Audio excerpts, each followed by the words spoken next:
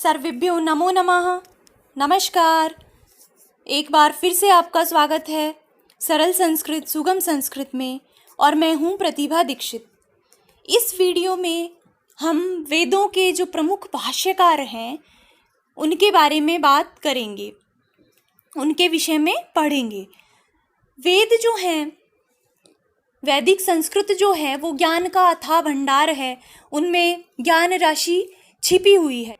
किंतु जो वैदिक शब्दावली है, जो वैदिक संस्कृत में शब्द प्रयुक्त हुए हैं, वो थोड़े से मुश्किल हैं, या आप कह लीजिए थोड़े अलग हैं। जो लौकिक संस्कृत अभी प्रचलित है उससे थोड़े अलग हैं। तो वेदों में अथाह ज्ञान छिपा होने के बावजूद जो वेद हैं उनका प्रचार ज़्यादा इधर उधर नहीं हो पाया, लोगों को ज़्यादा उनकी नॉलेज नहीं हो पाई। क्यों? क्योंकि उनकी भाषा जो है लोगों को थोड़ी दुरूह लगी, थोड़ी कठिन लगी, तो लोग उसको समझ नहीं पाए। तो ये जो एक समस्या आई, उसके लिए कुछ भाष्यकार हुए, कुछ वर्णन करने वाले हुए, कुछ ऐसे व्यक्ति हुए जो वेदों को समझते थे, वेदों की भाषाओं को समझते थे और वेदों के अंदर जो ज्ञान छिपा हुआ था उसको समझते थे। तो उन्होंने वेदों की व्याख्या करने का, वेदों का भाष्य लिखने का, भाष्य का तात्पर्य एक तरह से उनकी व्याख्या ही है। तो उन्होंने ऐसा प्रयास किया कि वेदों को थोड़ा सा उनको सरल बनाया जाए, उनकी व्याख्या की जाए, जिससे लोगों में ये जो ज्ञान है ये आगे बढ़े। तो कुछ प्रमुख वेदों के व्याख्याकार हैं, कुछ प्रमुख भाष्यकार हैं जिन्होंने वेदों पे प्रचलित भाष्य लिखे हैं, वेदों को जन जन तक पहुंचाने का कार्य किया है। तो उन भाष्यकारों से संबंधित, उन व्याख्याकारों से संबंधित प्रश्न पूछे जाते हैं परीक्षाओं में। तो इनमें से जो प्रमुख हैं और जो प्रचलित हैं, जिनके बारे में परीक्षा में प्रश्न पूछे जाते हैं, हम उनके बारे में इस वीडियो में पढ़ने वाले हैं। तो आइए बात करते हैं। वेदों के जो सबसे प्रमुख और सबसे प्रथम जो व्याख्याकार हैं वो हैं यास्क। यास्क जो हैं उनको वेदों का वैज्ञानिक व्याख्याकार कहा जाता है, वेदों के प्रथम वैज्ञानिक व्याख्याकार कहा जाता है। तो प्रश्न सीधा सीधा यहाँ से आ सकता है, वेदों के प्रथम वैज्ञानिक व्याख्याकार हैं तो कौन है? यास्क। इनका जो समय है वो 800 ईसा पूर्व में माना जाता है। सबसे पहले जो वैदिक शब्दों का जो निर्वचन था, वैदिक शब्दों के अर्थ बताने का जो कार्य था, वो यास्क के द्वारा किया गया। इनकी जो रचना है उसका नाम है निरुक्त। इन्होंने एक निघंटु एक ग्रंथ था जिसमें वैदिक शब्दों का संकलन था। उस निघंटु के 5 अध्यायों की व्याख्या की और 12 अध्यायों में इन्होंने निरुक्त नामक एक ग्रंथ लिखा जिसमें वैदिक शब्दों का निर्वचन है और जो वैदिक व्याख्या की दृष्टि से अत्यधिक ही महत्वपूर्ण है। ये जो निरुक्त है ये संस्कृत की प्रतियोगी परीक्षाओं में सम्मिलित भी होता है, इससे संबंधित निर्वचन भी पूछे जाते हैं। तो आप याद रखिए, वेदों के प्रमुख व्याख्याकार, वेदों के प्रथम वैज्ञानिक व्याख्याकार जिन्होंने वैज्ञानिक दृष्टि से, विज्ञान की दृष्टि से वेदों की व्याख्या की, वो थे यास्क। इसमें इन्होंने कठिन शब्दों का निर्वचन किया है।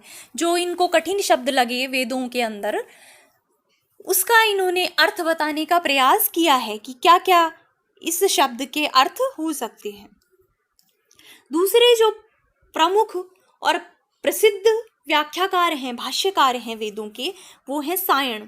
वेदों का नाम अगर कहीं आता है, वेदों के भाष्यों की चर्चा अगर कहीं होती है, तो सायण जो है, सायण आचार्य, उनकी चर्चा अवश्य ही होगी। इन्होंने सभी चतुर्वेदों पर भाष्य लिखा है। ऋग्वेद, यजुर्वेद, सामवेद और अथर्ववेद सभी पर इनके भाष्य हैं। इनका जो समय है वो 14वीं शताब्दी ईस्वी माना जाता है। इनके जो भाष्य हैं वेदों पर रचित, उन भाष्यों का नाम है वेदार्थ प्रकाश। ये वेदों के याज्ञिक व्याख्याकार हैं। आप सायण के बारे में याद रखिए कि इन्होंने वेदों की जो व्याख्या है वो यज्ञ की दृष्टि से की है।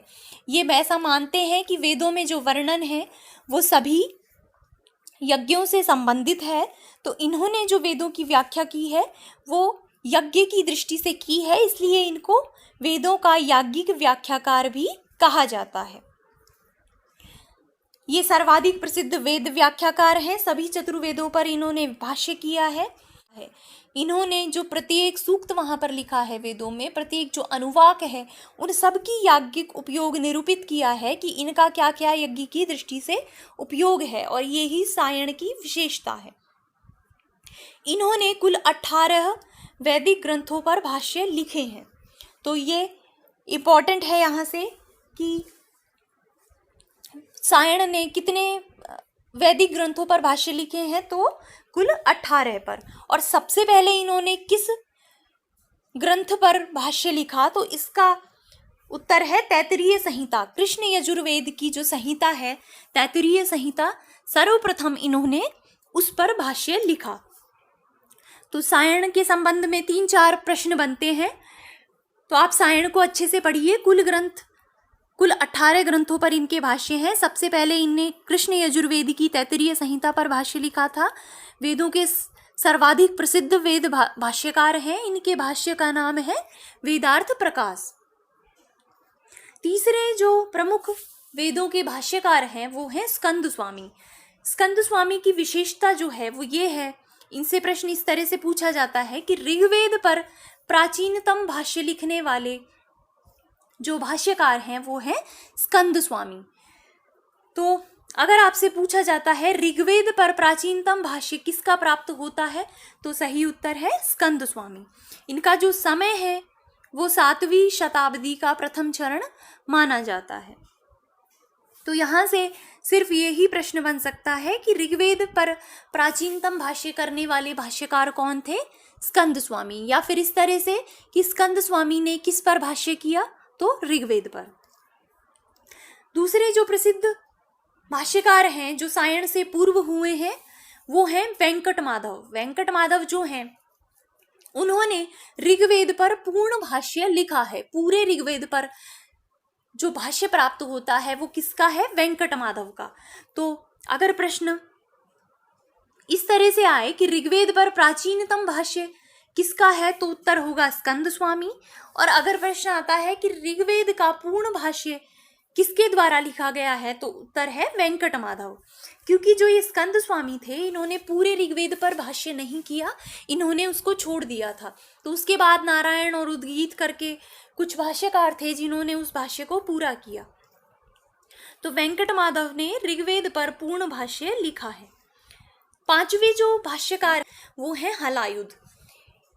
शुक्ल यजुर्वेद की काण्व संहिता पर हलायुध का भाष्य प्राप्त होता है, और जो इनका समय है वो है 1170 से 1200 ईस्वी। तो समय के संबंध में प्रश्न यहाँ से नहीं पूछा जाता। प्रश्न जो है वो यहीं पर पूछा जा सकता है कि शुक्ल यजुर्वेद की काण्व संहिता पर भाष्य लिखने वाले भाष्यकार हैं, तो उसमें स्कंद स्वामी, वेंकट माधव, इस तरह से आपको ऑप्शंस दे देंगे। तो आपको पता होना चाहिए कि काण्व संहिता पर भाष्य लिखने वाले हैं हलायुध। छठे भाष्यकार हैं उव्वट। उव्वट जो हैं उन्होंने जो शुक्ल यजुर्वेद की माध्यन्दिन संहिता है, जो वाजस्नेयी संहिता है, उस पर भाष्य लिखा है, और इनका जो भाष्य है वो प्रसिद्ध है। तो उव्वट को आप याद रखिए, माध्यन्दिन संहिता पर भाष्य लिखने वाले हैं उव्वट, और जो काण्व संहिता है उस पर भाष्य लिखने वाले हैं हलायुध। अगले भाष्यकार हैं महीधर। महीधर ने भी शुक्ल यजुर्वेद की जो माध्यन्दिन संहिता है उस पर भाष्य लिखा है, और इनका जो भाष्य है वो वेददीप नाम से प्रसिद्ध है। तो महीधर को भी आप याद रखिए, इनके भाष्य का नाम पूछा जा सकता है, या फिर कौन सी संहिता पर इनका भाष्य प्राप्त होता है, तो माध्यन्दिन संहिता पर। आठवें व्याख्याकार हैं माधवाचार्य। इनके संबंध में ये बात प्रमुख है कि इन्होंने सामवेद पर प्रथम भाष्य किया था। तो ये इनकी प्रमुखता है, और इससे संबंधित प्रश्न भी पूछा जा सकता है। इनका जो समय है वो छठी ईस्वी माना जाता है।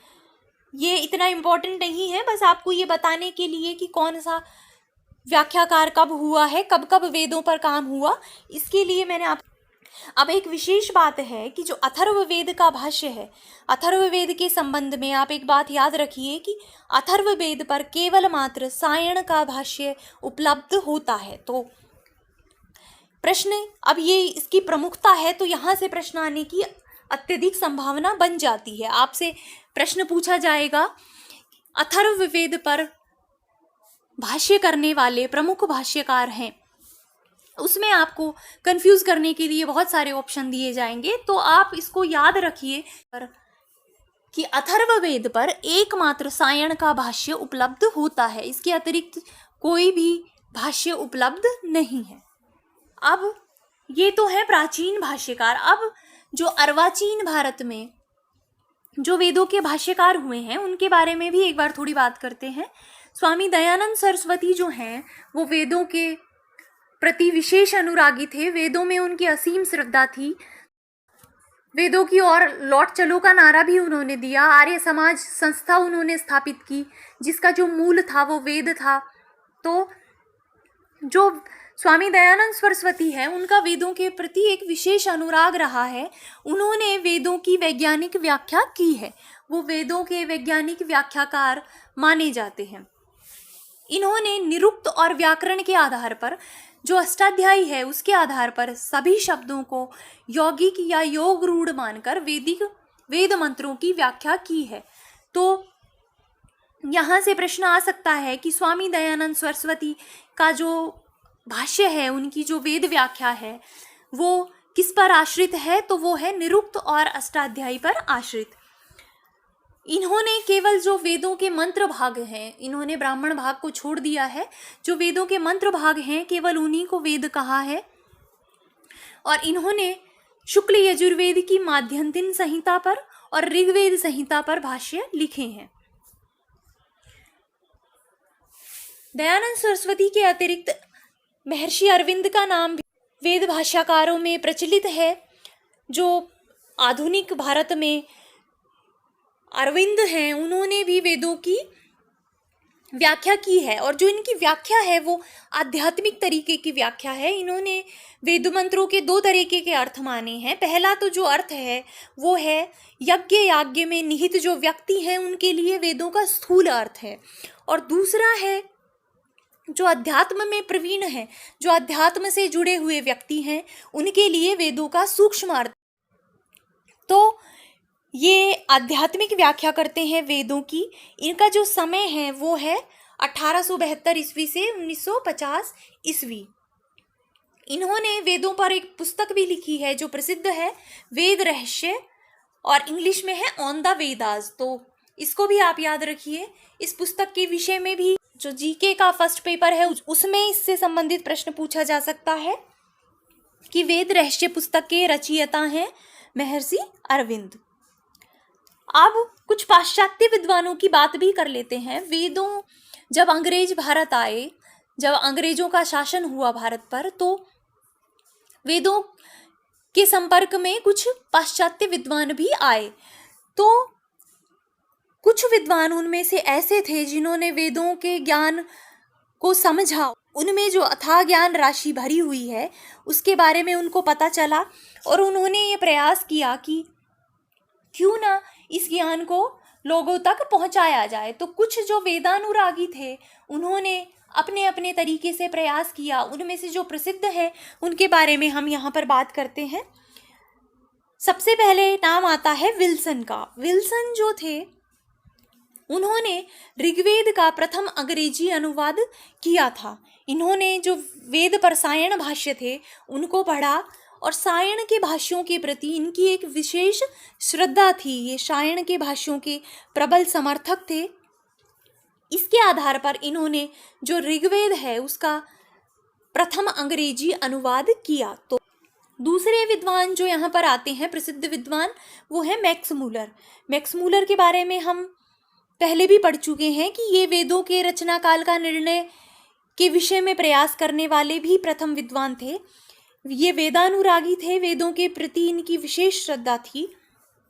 तो इन्होंने जो वेदों के लिए महत्वपूर्ण कार्य किया वो है कि इन्होंने सायण भाष्य के साथ जो संपूर्ण ऋग्वेद है उसका 6 खंडों में प्रकाशन करवाने का कार्य किया।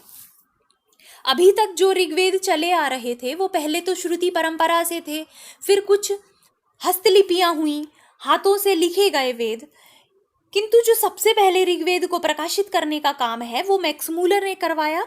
इन्होंने 6 खंडों में 1849 से 1874 तक सायण भाष्य के सहित ऋग्वेद का प्रकाशन करवाया। और दूसरा इनका जो प्रमुख कार्य था वो था कि इन्होंने पवित्र प्राच्य ग्रंथमाला सीरीज कह लीजिए उसका प्रकाशन करवाया, जिसमें प्रमुख जो पूर्व के जो प्रमुख सिद्धांत हैं, प्रमुख जो पवित्र विचार हैं, उनकी ये एक श्रृंखला थी जिसका 50 भागों में इन्होंने प्रकाशन करवाया। इसके बाद नाम आता है ओल्डेनबर्ग महोदय का। ओल्डेनबर्ग जो थे ये ऋग्वेद पर मार्मिक विवेचनात्मक भाष्य करने वाले जर्मन विद्वान थे। इन्होंने ऋग्वेद भाष्य लिखा जो 1902 से 1912 में प्रकाशित हुआ। तो ये 3 प्रमुख विद्वान हैं जिनके विषय में कुछ प्रमुखताएं हैं। तो ये प्रमुख वेद व्याख्याकार हैं। आप इनको पढ़ते रहिए, रिवाइज करते रहिए, क्योंकि इनसे प्रश्न अक्सर परीक्षाओं में पूछे जाते हैं। अगर आपको ये वीडियो पसंद आया है तो आप इसे लाइक करिए, अधिक से अधिक अपने और मित्रों के साथ शेयर करिए। और अगर अभी तक आपने चैनल को सब्सक्राइब नहीं किया है तो चैनल को सब्सक्राइब कर लीजिए और बेल आइकन को भी प्रेस कर दीजिए, जिससे आपको आने वाले वीडियोस के नोटिफिकेशंस मिल सके। तो मिलते हैं नेक्स्ट वीडियो में एक नए विषय के साथ। तब तक के लिए धन्यवाद।